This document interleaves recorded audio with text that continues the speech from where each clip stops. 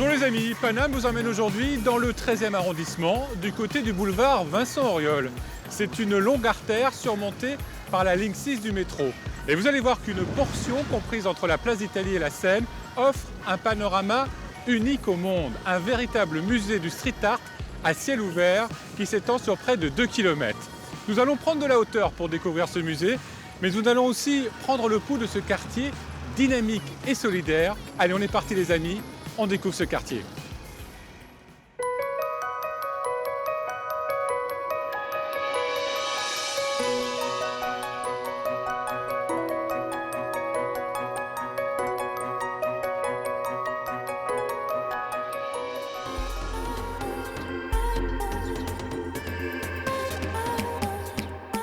Cette semaine dans Paname, Yvan nous emmène à la découverte d'un restaurant qui a l'air posé comme un ovni. Mon frère, il a inventé un super boudin noir antillais avec des goûts particuliers. Yvan se rendra ensuite dans une association qui accompagne les personnes dans leur recherche d'emploi, dans leur démarche. L'idée d'aller faire un entretien comme ça change quelque chose dans toi. J'ai l'impression d'être plus apprêtée pour aller passer un entretien. Frédéric Gersal nous fait découvrir la Station F, un véritable incubateur à la française. Un outil unique au monde parce que c'est le plus gros incubateur au monde. Yvan nous fait prendre de la hauteur sur les toits du quartier pour y retrouver Mehdi, le fondateur d'un musée à ciel ouvert. Là, je connais très bien cette œuvre-là. Tout à fait. Et aujourd'hui, cette toile est à l'Élysée.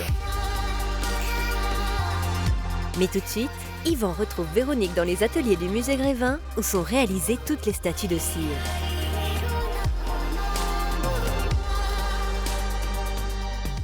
Bonjour Yvan. Et qu'est-ce que vous faites ici, Véronique? Bienvenue. Merci. Écoutez, là, vous êtes dans le sein des saints de la création des personnages du musée Grévin, mais pas que. Ici, on est dans quel atelier, là? Nous sommes dans l'atelier costume. On habille les personnalités, bien évidemment, qui en général, d'ailleurs, offrent une tenue pour leurs personnages. Mais là, on fait un peu le chemin à l'envers, parce que normalement, c'est la dernière étape, le costume. Tout démarre d'un rendez-vous avec la personnalité. Lors de ce rendez-vous, on prend beaucoup de photos. On scanne les personnes, on vérifie la couleur des yeux, la couleur des cheveux, la couleur de la barbe, des sourcils. On prend bien sûr les mesures. Là, en ce moment, vous travaillez sur quelle personnalité? Cyril Lignac.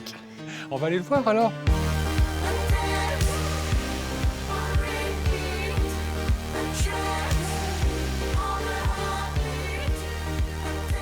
Éric Saint-Chaffray, Enchanté. un de nos artistes sculpteurs. Et là, vous travaillez d'après photo? Je travaille, oui, tout à fait. On travaille d'après photo. Une fois qu'on a rencontré la personnalité. Mais expliquez-moi, comment ça se passe exactement? On fait un moulage du visage? Pour Grévin, il n'y a jamais eu de moulage de visage. C'est toujours le sculpteur qui réalise le portrait. Et aujourd'hui, la technologie nous permet effectivement de faire une acquisition 3D tête et corps, ce qui nous fait aller un peu plus loin quand même. Qu'est-ce qu'on attendait de Cyril Lignac? Qu'est-ce qu'on voulait montrer de lui, là? Ça se fait en bonne intelligence avec lui. Enfin, lui participe à ça aussi. Et en fait, on cherche quelque chose qui soit authentique. Donc, évidemment, c'est en rapport avec son activité. Là, Oui, c'était le personnage public, quand même, là. Personnage public, dans un contexte donné, là, un contexte de cuisine, en fait, où il y a d'autres chefs. Et lui présente une pâtisserie. On réfléchit un peu quand même avant de rencontrer la personnalité. Donc lors du rendez-vous, on lui dit voilà, écoutez, nous, on vous imagine bien comme ci, comme ça, jusqu'à, voilà, on fige une expression de visage et une attitude. Et là, on prend le scan et les photos. Quand on regarde notre ami Cyril Lignac, là, moi, je vois une expression que je connais vraiment de lui, le personnage de la télévision, avec ce sourire, ce côté un petit peu moqueur, enfin, voilà, ça, c'est Cyril Lignac. C'est pas le Cyril Lignac de sa vie perso. Ça, vous l'écartez complètement ou il est tout le temps comme ça? Écoutez, franchement, il semble être très, très, très comme ça.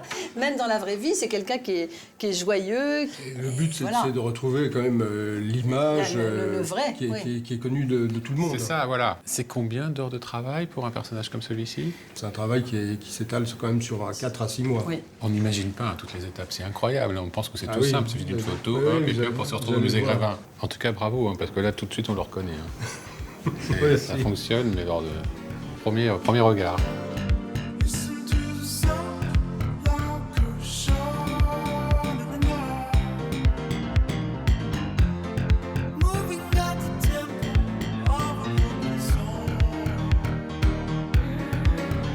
Et nous sommes ici dans l'atelier moulage. où on retrouve Soline et Mathieu. Votre deuxième partie de travail, c'est quoi? Vous avez vu un modelage de Eric tout à l'heure. Elle arrive chez vous. Elle arrive chez nous. Donc en fait, pour prendre toutes les empreintes et tous les détails, on met plusieurs couches de silicone. Donc en fait, ouais. Mais comme c'est mou, on ne peut pas couler la cire directement, sinon ça se déformerait. On fait des chapes en plâtre.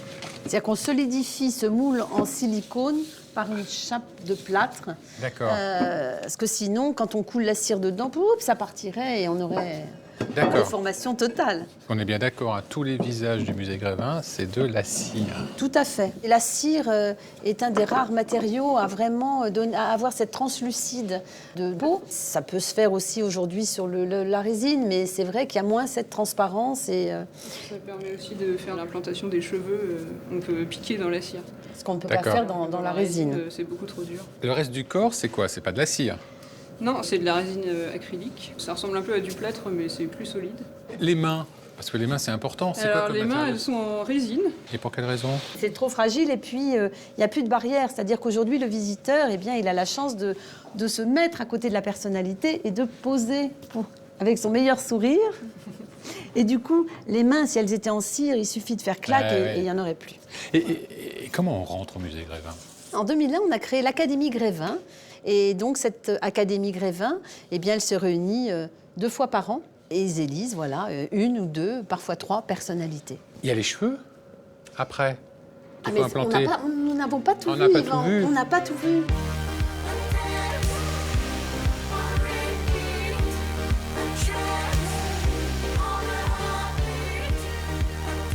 Bonjour Bérangère. Qu'est-ce que vous faites là? Vous implantez des cheveux. Exactement. Combien de cheveux en tout là pour la tête de On en a Céline? beaucoup, beaucoup. Vous n'avez c'est pas compté? Plus de 150 000. Oui, Plus de 150 environ, 000. voilà. Ce sont Oui. des vrais cheveux? Oui, toujours cheveux naturels. Avant les cheveux, il y a eu la barbe. Là, pour le coup, c'est bien plus compliqué parce qu'il y a énormément de couleurs différentes. C'est assez fourni par endroits, beaucoup moins Oui. pour d'autres. Et là, les poils de barbe, c'est pas des poils. Alors là, j'en ai. C'est du synthétique. Si, non. Ah bon? C'est Rien du n'est poil de synthétique. barbe. Ah bon? Donc en fait, on collecte sur C'est nos. vrai, je peux me Ah, donner mais mes tout poils à de fait. barbe? Faut les Comme je ne laisser. serai jamais au musée Par Grévin, contre, peut-être il faut que je les peux laisser un mes peu poils de pousser, barbe. mais on récupère les poils de barbe de nos collègues parce que le poil est vraiment différent par rapport aux cheveux. Et qui le coiffe après? Alors ensuite, ce sont les coiffeuses. Encore un Coiffeuses nouveau métier. perruquières, oui, coiffeuses perruquières. Il y a combien de métiers en tout dans les ateliers du musée Grévin? Plus d'une quinzaine. C'était une vraie découverte. À bientôt. Au revoir, merci. Il suffit à Yvan de remonter du côté du boulevard Vincent Auriol pour y retrouver Mehdi, le pape du street art à Paris. Mehdi fait venir les plus grandes stars internationales de la discipline. Le rendez-vous est pris. Sur le toit d'un immeuble, pour contempler les œuvres, un point de vue idéal. Salut Mehdi. Bonjour Yvan, va bienvenue sur les toits du 13e. Là, je connais très très bien cette œuvre-là. Tout à fait. On a fait cette grande fresque. Après, j'ai demandé donc l'original à l'artiste et aujourd'hui, cette toile est à l'Élysée, en effet. Et c'est là où je pense qu'elle joue tout son rôle. Comment ça a démarré ce projet de faire un grand musée comme ça à ciel ouvert? Je cherchais des supports pour mes artistes parce que le but, quand on est galeriste de street art, c'est pas que de vendre des œuvres d'art dans sa galerie, c'est aussi d'en exposer à l'extérieur. C'est d'aller chercher des supports pour ces artistes. Et après m'est venue l'idée de me concentrer seulement sur le boulevard Vincent Auriol. Le but de tout ça, c'était que chaque personne qui prenne le métro traverse une expo, en fait, tout simplement. C'est quand on prend le métro et on traverse le 13e, en fait, on s'aperçoit qu'on vit quelque chose d'autre. Donc, si j'emprunte le métro entre la place d'Italie et la Seine, je vois combien d'artistes, combien d'œuvres d'art en tout? Là, pour l'instant, il y a plus de 35 œuvres et on continue à en faire d'autres, c'est pas fini. Le but, c'est que ça devienne vraiment une attraction, c'est que ça devienne vraiment l'identité du quartier et puis une identité culturelle, quoi. Comment a été fait le choix des artistes? C'est un mouvement. Ce mouvement est totalement international grâce aux réseaux sociaux. Et le but, c'est d'attirer tous les artistes, les plus grands artistes du monde. Donc des artistes comme Invader ou Shepard Ferré ou Hatfuel, Mai, c'est les plus grands artistes du monde réellement dans que ce des mouvement. grandes pointures. Ouais. Et ça a été facile de les séduire, de les faire venir, de leur proposer ce projet? Comment ça s'est passé?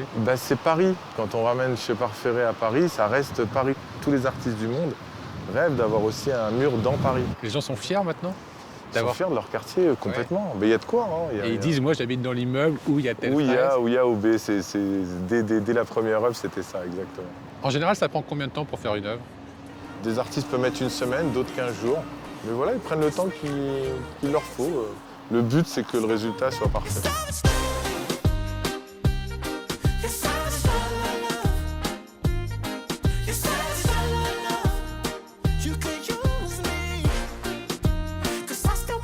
Et là, on est dans la partie où on peut effectivement découvrir ces œuvres sous le métro. Et ça ne va pas s'arrêter là, parce que des projets, on continue. On continue. Ah oui, totalement. Ouais. Il y a de la place, c'est devenu notre labo en fait. C'est le terrain de jeu quelque part et c'est des expériences. C'est marrant, hein, ce quartier, on pourrait penser qu'il est disparate comme ça, il y a vraiment une vie, il se passe quelque chose. Il y a une vraie vie, il a une âme. Il y a une âme. Il y a une âme dans ce quartier. Moi, pour rien au monde, je sortirais d'ici.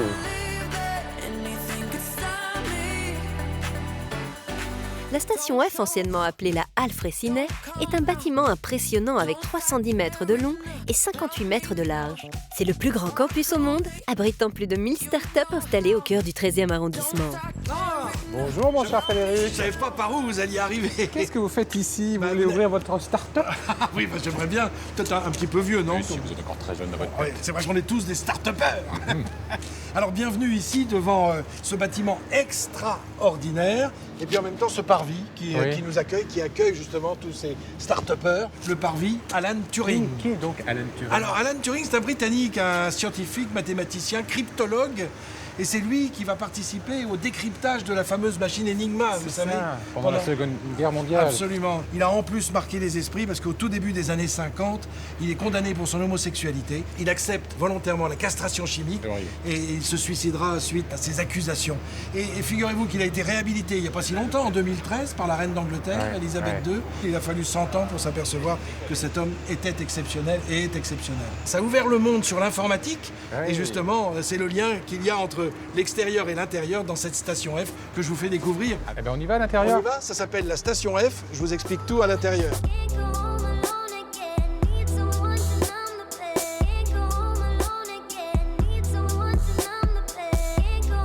En fait, à l'origine, c'était la Halle Fraissinet. Qui était donc ce monsieur Fraissinet? Alors ingénieur des ponts et chaussées, qui a décroché un contrat absolument faramineux lancé par ce qui était l'ancêtre de la SNCF, qui voulait, à côté de la gare d'Austerlitz, placer une gare de fret. Donc une grande halle, un centre et puis 2 ailes, et qui permettaient aux camions de venir décharger les trains.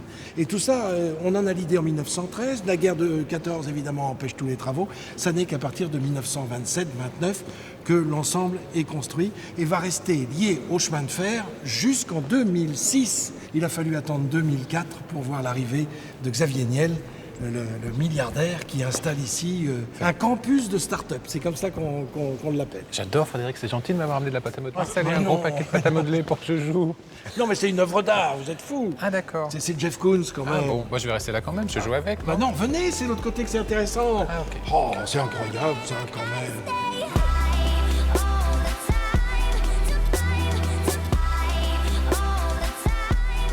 Frédéric, là on voit que l'ambiance est beaucoup plus studieuse. Ah, oui, ça travaille là. Là c'est là le lieu de la création. Qu'est-ce qu'on fait exactement ici? Alors ici on accueille des start-up. Il y en a 1 millier de jeunes entreprises que l'on va coucouner, parce que ces hommes et ces femmes ont pondu une idée, donc il y a un petit œuf, on a pondu une idée, et puis ici on va la développer avant de s'envoler pour évidemment un avenir radieux. C'est un outil incroyable. Un outil incroyable, un outil unique au monde, parce que c'est le plus gros incubateur au monde, c'est bien simple.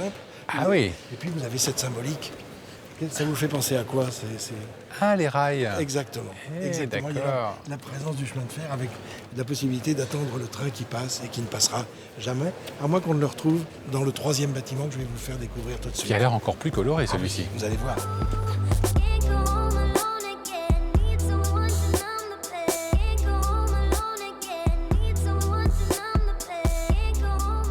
Donc Frédéric, il est grand le buffet de gare ici. Ah non, c'est le buffet de gare parce qu'on est entre 2 wagons. Ben oui. La Felicita, c'est le lieu, c'est le nom de ce restaurant. Felicita. Oui, c'est donc italien. C'est toute l'Italie, évidemment. On dit que c'est le plus grand restaurant d'Europe. Alors, c'est ce que l'on dit, effectivement, parce que plusieurs milliers de places assises pour pouvoir déguster ces plats italiens. Alors c'est un endroit où on peut venir, il faut le rappeler. D'ailleurs, la station F se visite. Oui. Il suffit de prendre rendez-vous, évidemment. Oui.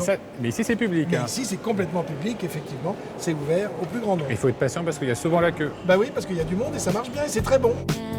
Yvan retrouve Camille à la Cravate Solidaire, une association qui apporte son aide aux personnes qui sont en recherche d'emploi, notamment sur le style de la tenue vestimentaire, sur des conseils, préparation aux entretiens, bref, un véritable coaching proposé aux candidats par des bénévoles. Yvan, Oui, c'est moi. bonjour. Vous êtes Camille? C'est ça, enchantée. Bienvenue à la Cravate Solidaire. Qu'est-ce que c'est exactement cette cravate solidaire? Alors, la Cravate Solidaire, c'est une association qui accompagne des personnes qui vont avoir des entretiens d'embauche à passer. Et le but, c'est de pouvoir trouver la tenue qui correspond pour les entretiens, faire une simulation pour s'entraîner et on termine par une photo de CV. Pour moi, là, ça va ou pas? Ça va, peut-être la veste. Ah oui, Peut-être changer, oui. mais la chemise, ça va. L'apparence, c'est essentiel. Quand même, ouais. Les recruteurs, c'est vraiment le premier truc déterminant avant même que les personnes ouvrent la bouche finalement. And it went like...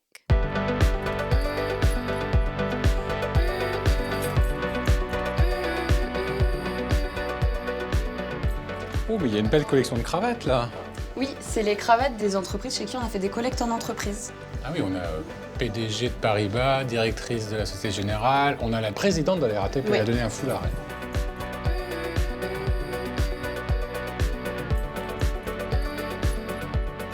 Ah ouais.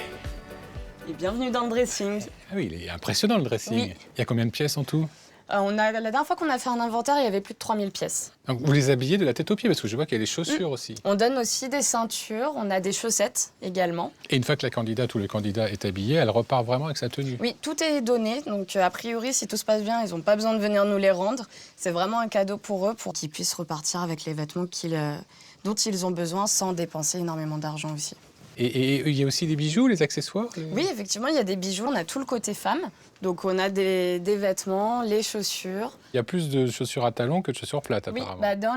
dans l'idée collective, un entretien pour une femme, ça doit se passer avec des talons. Qu'est-ce que ça raconte, la tenue, quand on passe un entretien? Qu'est-ce que ça doit dire en premier? Le but principal pour nous, c'est de faire en sorte que la personne puisse se faire entendre, pour que l'œil du recruteur ne soit pas attiré pendant l'entretien par le vêtement, mais qu'il reste concentré sur ce que va dire le candidat. Mais est-ce qu'on peut aussi, dans sa tenue, montrer une certaine part de sa personnalité ou pas? En fonction des postes, oui. Il y a par exemple, on conseille beaucoup aux femmes qui veulent travailler dans la petite enfance de porter des choses colorées, puisqu'elles vont travailler avec des enfants. Et d'ailleurs, en parlant de ça, on a une candidate qui est de l'autre côté du dressing, qui nous attend et qui est en train de se faire accompagner par une bénévole coach en image. Ah bah, on va la rejoindre alors. Allez.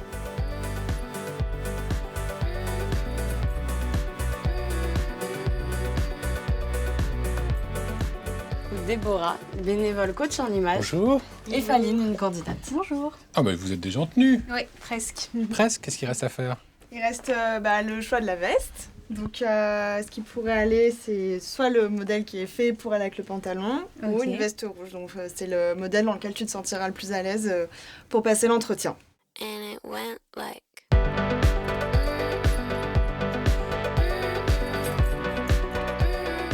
L'idée d'aller faire un entretien comme ça change quelque chose dans toi déjà, dans ta tête, dans la façon de te comporter. J'ai l'impression d'être plus apprêtée pour aller passer un entretien. Il y a la séance photo là. Oui, effectivement, au fond du local, on a un petit studio photo où je vais pouvoir prendre Faline en photo après son entretien pour qu'elle puisse repartir avec une photo de CV. Je vous laisse parce qu'après il y a l'entretien là. Il y a 2 bénévoles en coach en ressources humaines qui sont en train de l'attendre, qui ont relu son CV et qui vont pouvoir lui poser quelques questions et faire une simulation d'entretien pour se préparer pour trouver ton alternance du coup.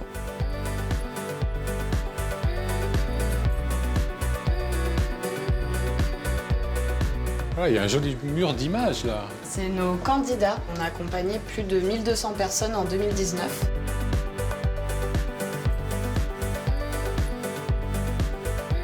Qu'est-ce qui vous fait penser que vous seriez une bonne candidate pour ce type d'alternance? Je pense que j'ai les qualités requises pour ça. Je pense que je suis très curieuse, j'ai la volonté d'apprendre et je pense que je suis quelqu'un de dynamique et ponctuel, donc aussi très important pour ce secteur. Je vous vois opiner du chef là, comme ça. Elle est parfaite. Parfaite? Trop parfaite? Ouais, trop, presque trop. On se disait, qu'est-ce qu'on fait là? À quoi on sert? Déjà, une réaction sur la tenue, sur l'apparence. On est dans des teintes de couleurs chaleureuses, donc qui donnent aussi envie de vendre finalement. Elle paraît prête à l'emploi. Donc c'est quand même très positif pour elle, pour nous. On n'est pas en train de se demander est-ce qu'elle sera professionnelle face aux clients. J'ai une modeste contribution à vous faire, une cravate. Merci beaucoup. À l'époque, j'étais présentateur du journal, j'en ai plus besoin maintenant dans la rue. J'ai plutôt des baskets. Pour marcher, c'est plus facile.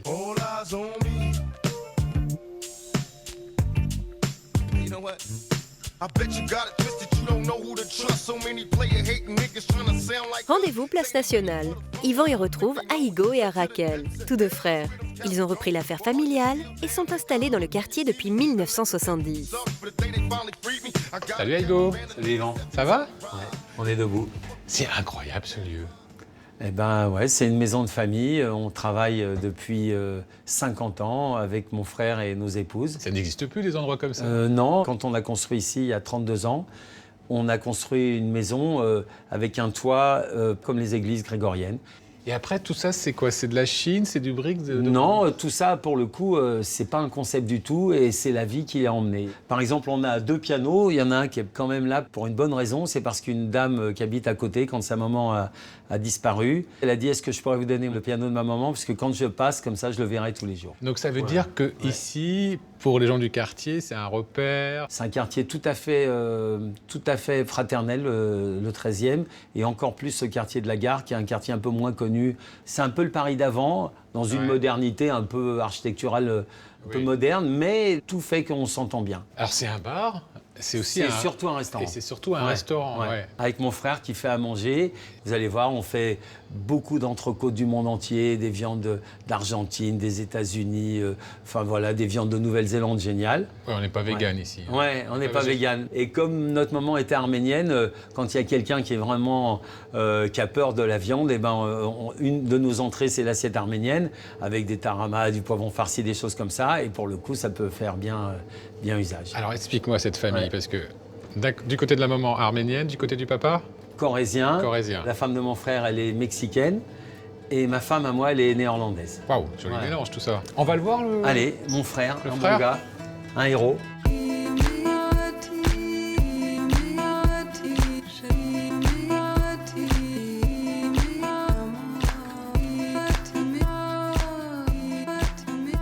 On fait beaucoup d'entrecôtes avec un bon mélange de viande où les gens partagent et ils se retrouvent toujours un peu dans la fraternité de la viande. Mais mon frère, il a inventé un super boudin noir antillais avec des goûts particuliers.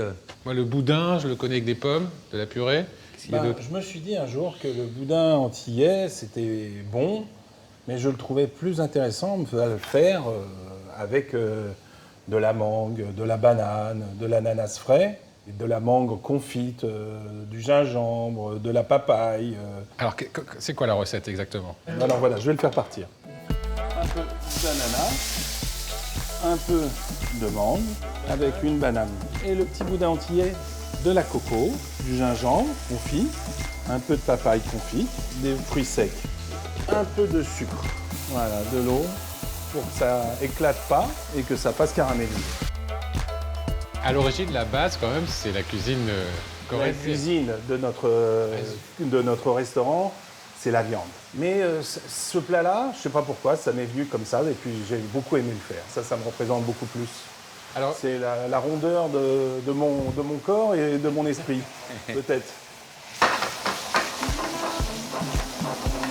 Là, tu vas flamber. Flamber avec du rhum, à la passion.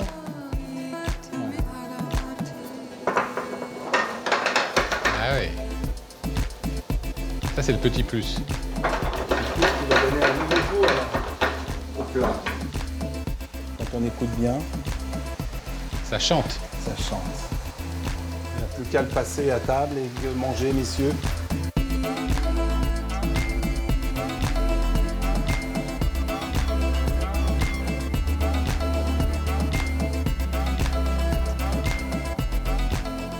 Ah oui.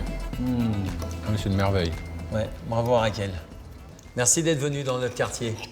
En tout cas, les garçons, c'est un quartier qui vous donne la banane. Merci beaucoup. Et justement, à propos de banane, on va terminer ce plat. Ok. Qui s'appelle comment? Alors, c'est un boudin caribéen. Voilà. Merci beaucoup, les garçons. On va se Merci quitter beaucoup. ici. On va terminer cette balade chez vous.